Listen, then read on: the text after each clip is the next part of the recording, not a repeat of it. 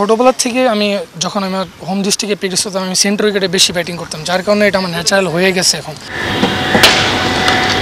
এইচপিতে অনেক কাজ করেছি, পাওয়ার হিটিং নিয়ে কাজ করতেছি, ইনশাল্লাহ সামনে ভালো কিছু হবে।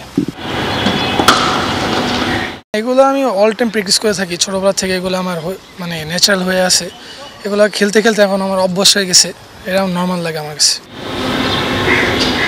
কদিন আগেই হাই পারফরমেন্স ইউনিটের হয়ে ৭৮ বলে ১২৭ রানের ইনিংস, তারপর অস্ট্রেলিয়া ট্যুর, ফিরে এসে জাতীয় দলের অনুশীলনে জিসান আলম একরকম নিয়মিত মুখ।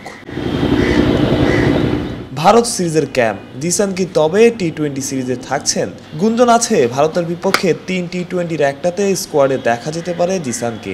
শুধু জিসান নয়, স্কোয়াডে রাখা হতে পারে রিপন মণ্ডলকেও।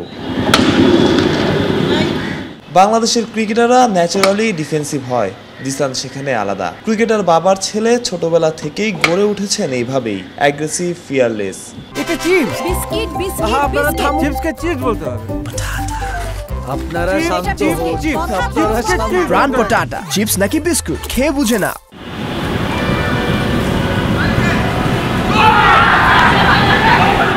অনুশীলনেও জিসান মধ্যমণি, গোলের পরে সবাইকে ছাড়িয়ে যাওয়ার চেষ্টা।